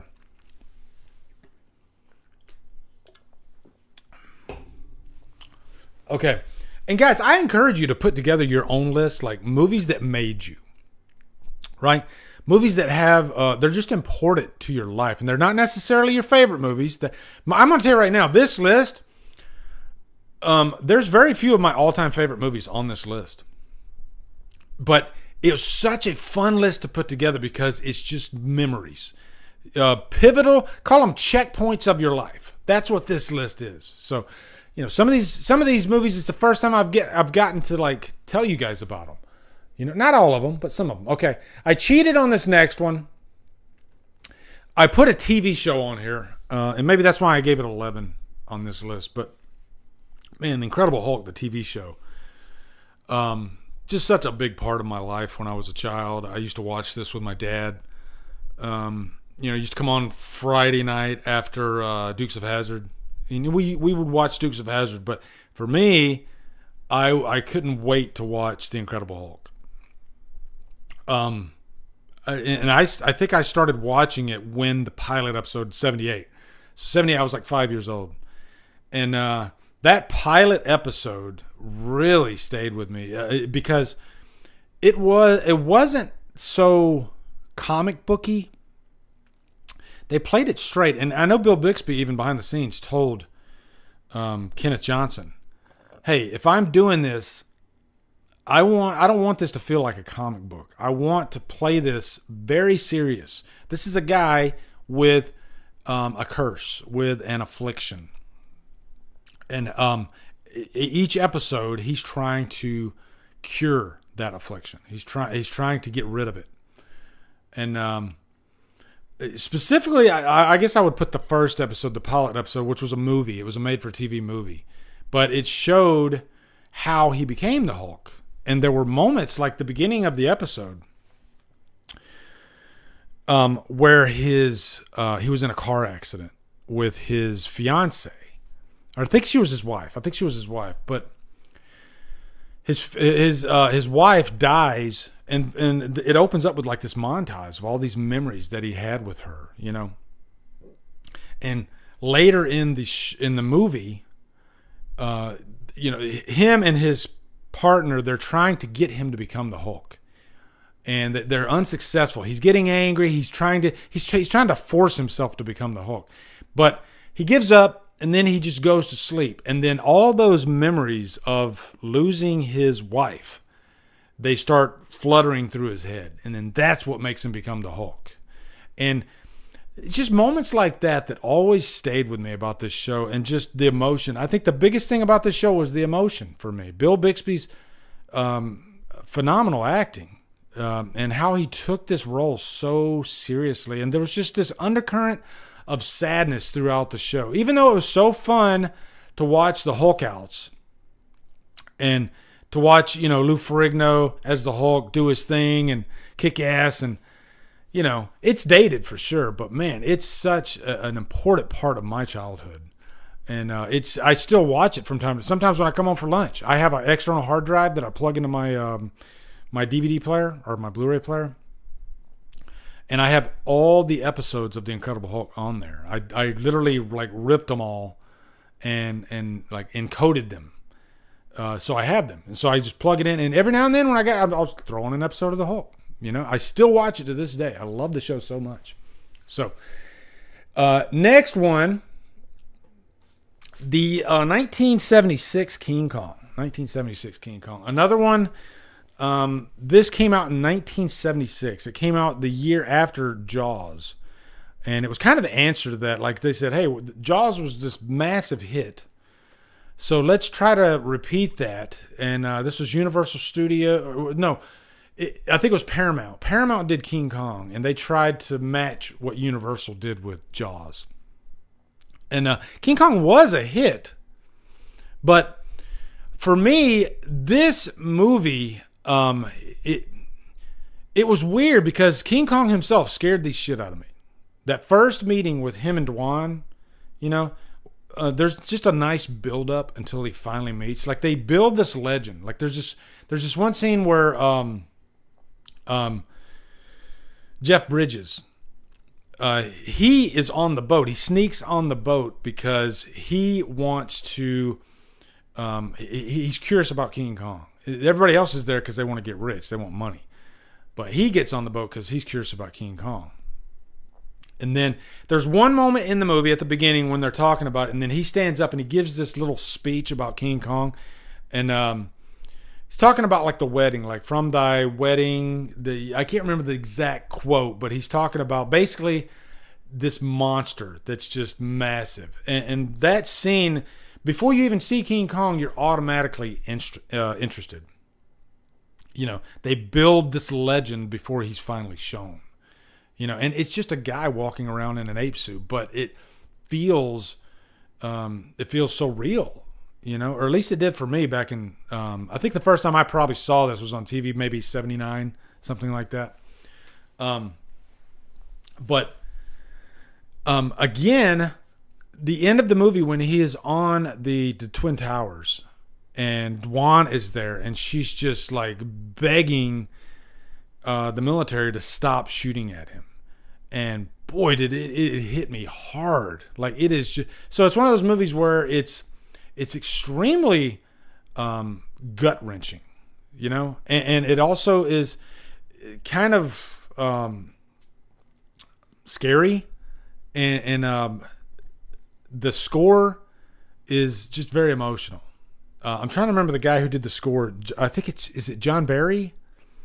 If you ever get a chance, listen to the score to 76 King Kong on YouTube.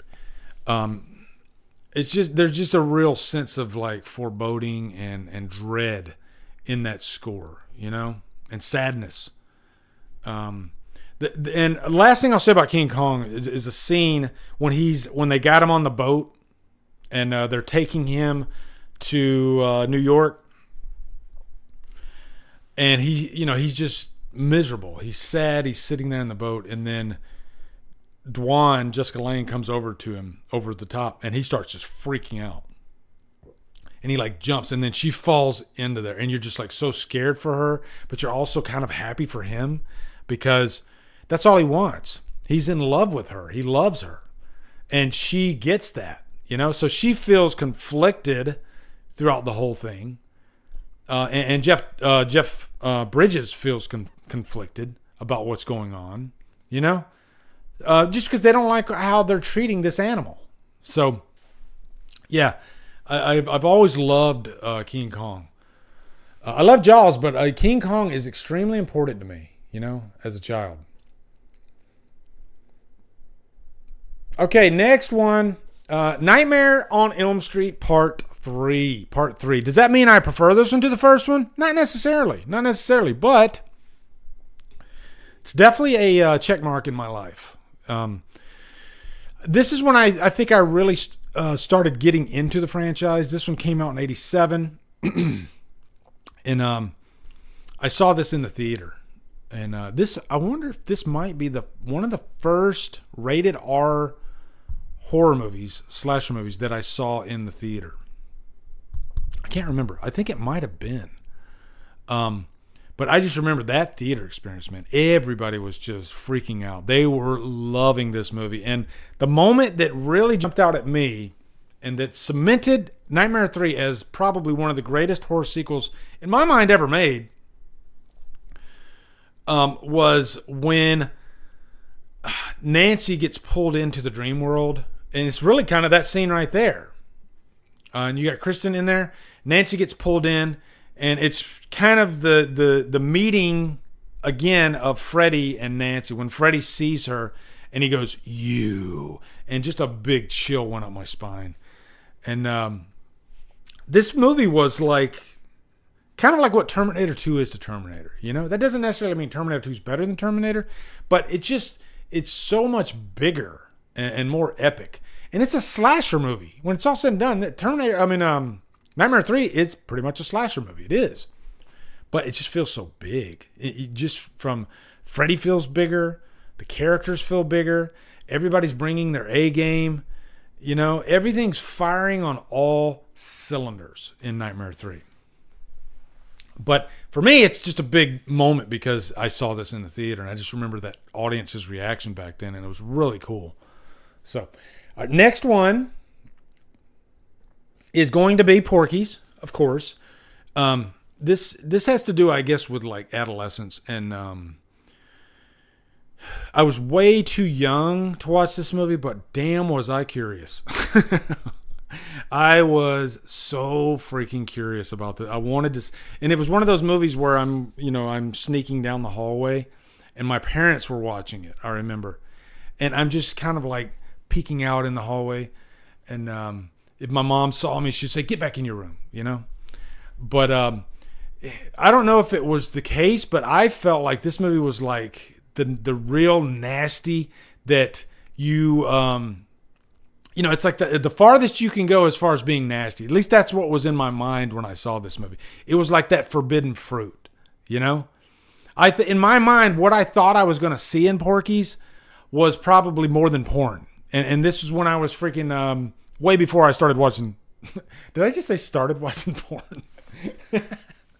I've never watched porn.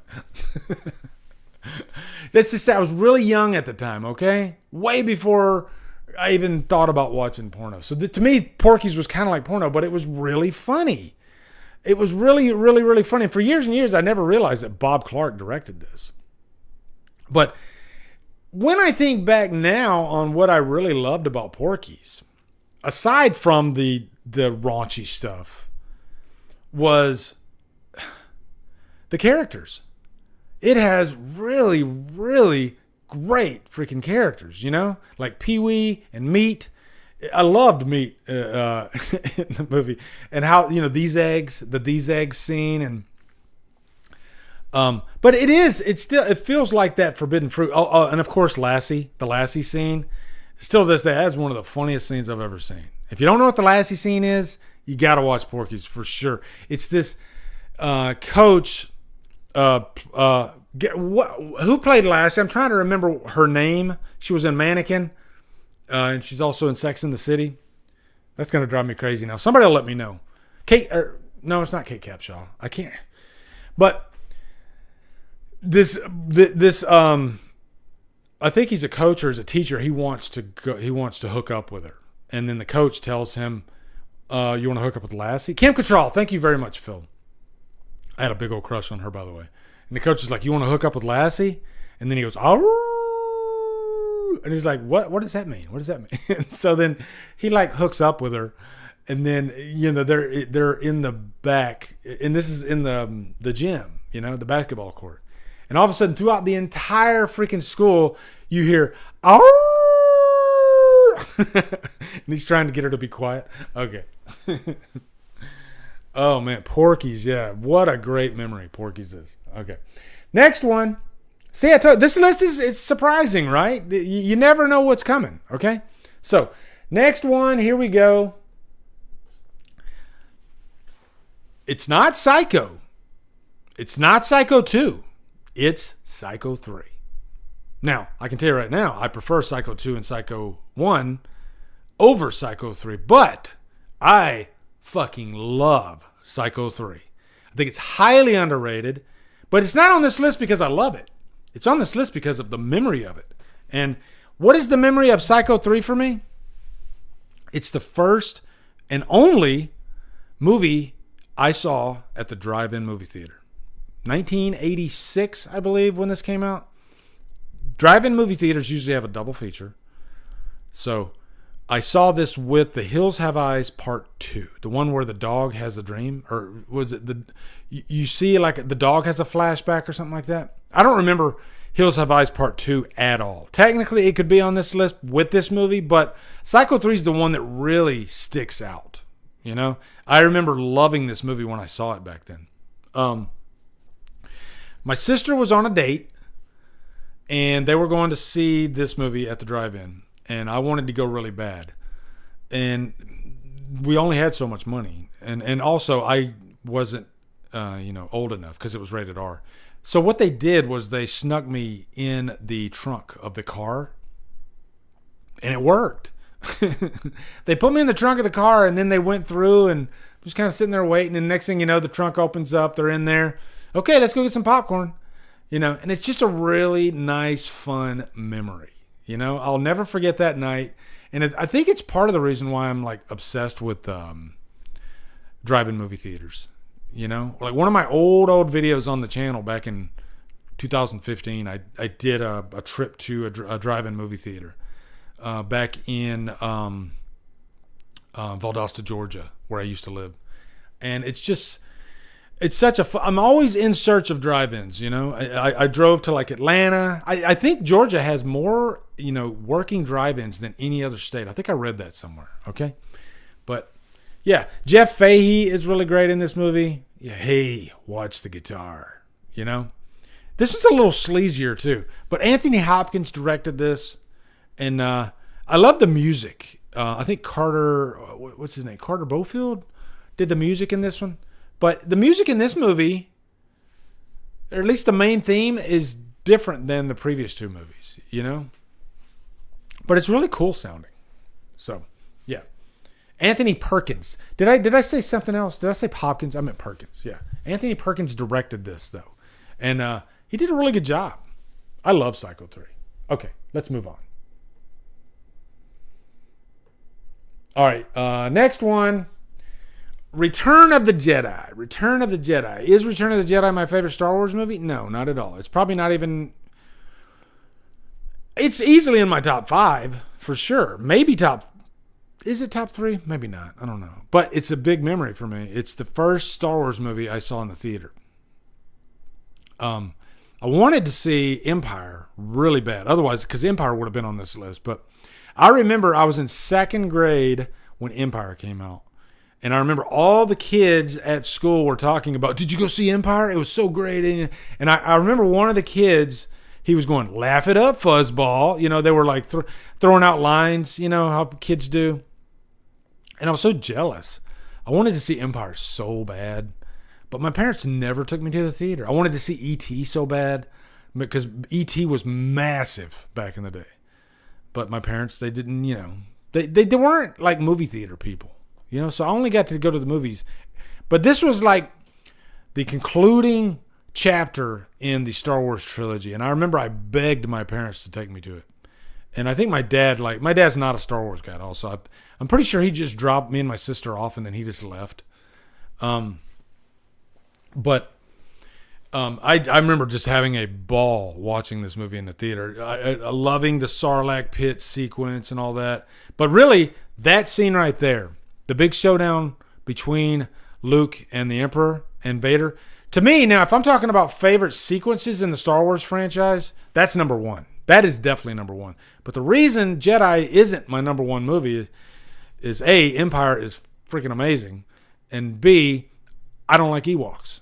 So, and also not just the Ewoks, but that whole section in the woods, not really my favorite section, you know. But man, boy, did they make up for it in this final act, you know. Luke is on point in this movie. Luke is really great.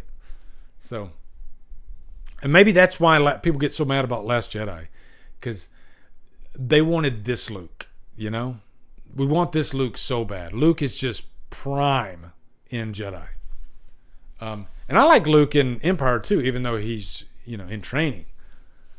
But yeah, so Return of the Jedi. Okay, next one is Rocky 4. Now, guys, keep in mind, this is part 1 of 2. I'm gonna tell you right now, I don't have Rocky on this list, but I'll go ahead and I'll give you a little teaser for the other list. Yeah, Rocky. The first Rocky is definitely on the other list, but I didn't want to put both Rocky movies on. You know, but Rocky 4. Wow, man, and you know what? I've shared this story so many times, so I won't like.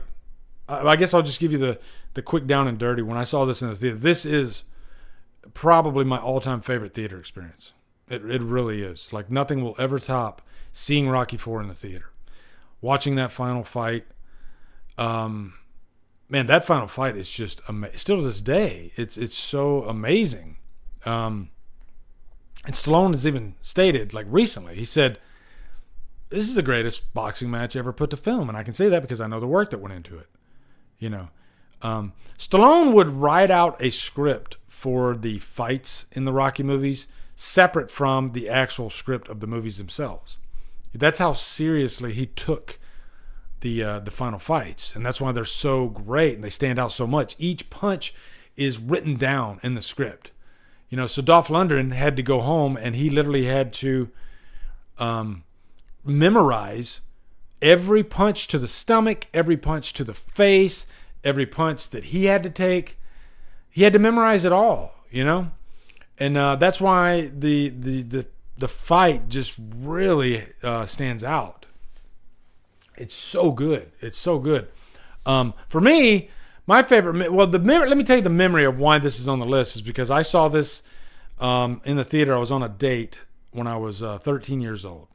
Before I saw it, I remember walking by my local theater. My local theater back in Columbus, Mississippi, they only played 2 movies at a time. And so I remember the first time I even heard about Rocky 4 coming out, and I was a big Rocky fan, was seeing the poster. You know, seeing the poster, and I was like, oh shit! That poster is one of my all-time favorite movie posters. You know, Stallone with the flag over him, and it just looks amazing. It just looks amazing. So, Stallone, man, this is a guy that took his job seriously. Look at the shape he got into for this movie, and like thinking back, the difference between Rocky 1 and 2 compared to 3 and 4. losing so much. He got down to like 2% body fat. But I think his most ideal frame was Rocky IV. That's like, I remember when I was 13, I was like, man, if I could have any body, I would want that body. I didn't want Schwarzenegger's body. I thought Schwarzenegger was too big. I wanted Stallone's body in Rocky IV. I thought he had like the perfect physique, and he's fighting the ultimate machine in Rocky IV. So yeah, Rocky IV just such an important to me, and I still watch it constantly. Only theatrical. I can't watch the freaking director's cut anymore. I don't like it. It just leaves a sour taste in my mouth every time I watch it. But yeah, theatrical all the way. Okay, I think we got 2 left. Yeah, 2 left. And these are both extremely important. All right, here we go. Stand By Me. Now, this is a movie that I remember watching constantly when I was young. And the weird thing about Stand By Me for me was I remember back in the day when you would record movies and TV on VHS tape. I used to record shows from HBO all the time. I remember I recorded like Raw Deal, the Schwarzenegger movie. By the way, Raw Deal I think is highly underrated. But Stand By Me, I remember I started it too late. And I missed the first 5 minutes of the movie. And so I would watch that VHS tape like over and over and over and over again, but I never saw the first 5 minutes of the movie. I would always start when they're in the treehouse. That's where I started recording. So I never remembered what came before, But this movie for me just captures friendship better than any other movie I've ever seen. And I think we all can kind of relate to it. Just having a group of friends when you're a child, and those at that moment, those friendships, they feel so big and so genuine. And it's one of the few movies that really, really captures that. But one thing that sticks out about Stand By Me is more times than not, those friendships don't last. They're gone in the blink of an eye because of life. Your life changes, you move on. Like me, I joined the military, and I had 2 best friends back when I was around a little older than this age, and those 2 friends, and I'll even say their names, Chad and Rodney. Chad and Rodney were like my best friends ever. We went on vacations together. We hung out. That friend that you got on your bike and you went to his house or her house every day in the summer, and you just hung out. Like, to me, this is like a summer movie, and you would just hang out with them every day. And that's the way it was for me with Chad and Rodney. But when I joined the military, I rarely ever saw them again, And the last line in this movie is just so profound, talking about I'll never have this feeling again. You'll never have friends at least this close again, And you might have friends that are really, really close in your adult life. I'm sure most of you do. But there's something different about childhood friends, the innocence. And this is like that moment of friendship where the innocence kind of starts dying a little bit, breaking off. You start getting into like girls, in their case, they're young boys. And, just these little moments that like chopper sick balls. There you go, David. Yeah, just all these little moments that stick out. But for me, the thing with Stand By Me was the train track scene. I identified with that scene so much because I used to walk the train tracks every day when I was a kid, about their age, growing up. I lived near train tracks. And so that scene where they're running on the train track and crying their eyes out, that train track looked like it was bigger than it was, like massive. And I always kind of obsessed with that train track scene. The scene where they're in the swamp and then he gets the leeches on him. I don't know. There's just so many moments, like signature moments in this movie that really stand with me. But it's so emotional too. You know, the like being vulnerable, and you have to have a friendship that is so strong that you can trust each other, and that's kind of the way this was. And these four friends, I would think that you know, River Phoenix and the other kid, they had like the strongest friendship, and you could tell. And I think that's common when you have four friends. Rarely is it all four are equally as strong. There's always like two that are like there's ultra close, you know. So, yeah, Stand By Me is so freaking important. I love the movie to death, and it's one of those movies where I kind of didn't watch it for so many years, and then it just kind of, you know, I started thinking about it again, you know. So, what a beautiful movie though, Stand By Me. Love this movie to death. I think Beth put this as her number one on her list actually. But yeah, and last one for this list, and again, this isn't number one, it's just one of the movies, okay? So number one is Teen Wolf. Teen Wolf's another one of those movies I used to watch every day, like especially when I would like get out of school for some reason. I'd want to watch it all the time. But I think this movie's important to me because I feel like let me ask you guys this. Is there a movie character that you feel like you are the most like? Like, give me a movie character you feel like encompasses your specific traits. Not all of them, but quite a few of them, especially like personality-wise. I was pretty much like Scott Howard. I wasn't like the popular kid. And, you know, he's this guy who he feels like he's nobody. He's on the basketball team. But then he becomes a werewolf, you know, because his family is from a line of werewolves, and it doesn't happen until a certain age. But when he becomes the werewolf, then all of a sudden he starts getting all this attention.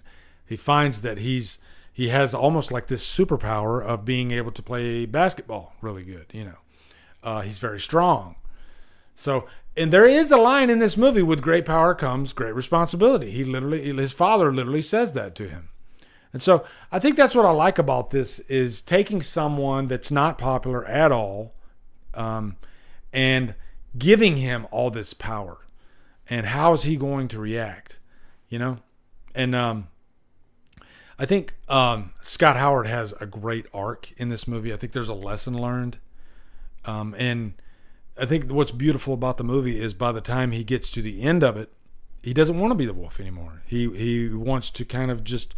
He wants to earn it on his own, you know? Because in a way, the wolf is kind of like a shortcut, you know? I guess a cheat code, if you know, in like gamer speak. And he realizes that maybe that's not the best thing. Maybe I'll be respected more if I do it on my own. And again, it's just another one of those movies that I love the characters in it. You know, every one of them. I love the scenes where they're going to try to get the beer. You know, when he's surfing on the van, Surfing USA. This movie just screams 80s. And I was Team Boof all the way. I always loved Boof, and I wanted Scott and Boof to get together. You know, it's one of those situations where the girl that is meant for you is literally right there in front of you, and you don't see it. You know, he's so dead set on the dream girl, the sexy girl, the sex pot, like in that picture there. But by the end of the movie, he realizes that that's just superficial. That's not important. What's important is this person that gets you. You know, that's a big part of your life, that encourages you, that uplifts you. That's what Boof was. She always was in Scott's corner. You know, and she was there to check him when he started buying into his own bullshit, you know? So I loved Boof. So yeah, Teen Wolf.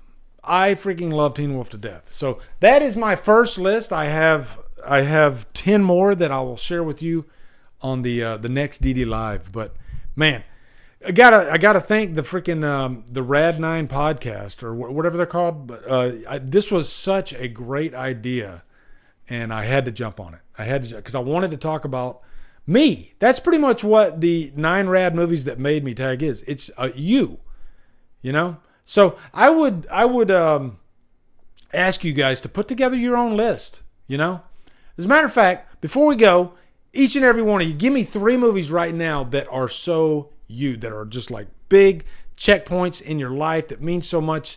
I want to see some of your movies right now, okay? I'm going to take a drink. I'm going to wait. Give me 3 movies, all right? 3 movies.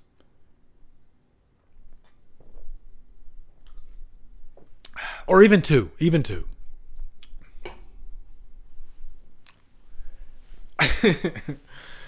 Galford's Dog. Wild Things was the most important movie in my development. Well, for me, it was maybe Last American Virgin. House Party, original Halloween 2, Twins, and Super 8. Those are great ones. RoboCop, Terminator, and The Crow. Yeah. Now, The Crow happens to be my number 2 all-time favorite film, behind Halloween. Blazing Asian says Batman 89, Fight Club, and Nightmare on Elm Street. JG Michael says Gremlins 2. That's an interesting choice. Beetlejuice and Halloween 5. Yeah. Halloween 5 is a good one, a good memory. Because I just remember after Halloween 4, I was dying to, oh God, well, how are they going to follow this up? And so I couldn't wait to go see Halloween 5. Like I was freaking chomping at the bit. Jason says Aliens, Superman, Apocalypse Now. Now, you might see a Superman movie on my next list, okay? Lethal Weapon 2, Commando, and Shawshank Redemption. You might see a couple of those on my next list, too. Commando, man. Oh, my God. You know what? I'll say this right now. I forgot to put Commando on that list, but damn. I just have such great freaking memories of Commando. That's an action movie. My favorite scene in Commando, among many great scenes, you know, please don't disturb my friend. He's dead tired. When he's in the house, they take his daughter, and then the guy's sitting there, and he thinks he's holding the cards, and he says, "You want to get your daughter daughter back? You're gonna cooperate, right?" And he goes, "Wrong," and he just fucking blows him away. That's not what's supposed to happen. Usually they're like, "Okay, I'm gonna abide, and you tell me what I need to do." Yeah. Wesley Cox, Halloween 4, Last American Virgin, and Class. Yeah, those are good. Those are good. Cloak and Dagger. Yeah, I've never seen Cloak and Dagger. Jaws, Psycho, and Love, Simon. Blade also? Is that what you're saying? Blade also? Okay. Nocturnus says The Exorcist, Evil Dead, and Texas Chainsaw Massacre 2. Yeah, those are good. So, yeah, fun list, right, guys? Fun list. I can't wait to do the next one. But anyway, we did it. I think I got through all the topics, but jam-packed show for you tonight, and I had a great time with you guys. So I hope you guys have a wonderful weekend. Are you going to see any movies this weekend? Like I said, I got 3 freaking press screenings next week. Should be 4, but I didn't get a press screening for Barbie. But I'm going to see... what am I going to see? Okay, I'm going to see Oppenheimer. I'm going to see Talk to Me. That's the one I'm most looking forward to. And I'm going to see The Haunted Mansion. So that's Monday, Tuesday, and Wednesday next week. Now, I'm not supposed to say this because of embargo, but I just watched this movie. I got a screener at home called The Passenger. The Passenger. Why am I whispering? The Passenger with Kyle Gallner. I like Kyle Gallner, but be on the lookout for that one, The Passenger. Really strong performances. Check out the trailer. I loved it. I thought it was really good, okay? That's all I'm going to say. I'm not supposed to say anything, but yeah, The Passenger.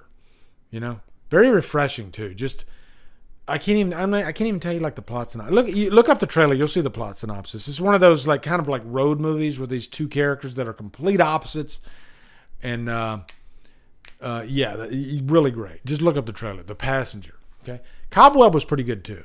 That's another one that I can't really tell you anything about yet, but, yeah, look up the trailer for that one, too. Cobweb. I liked it. So, anyway, guys, take care of each other.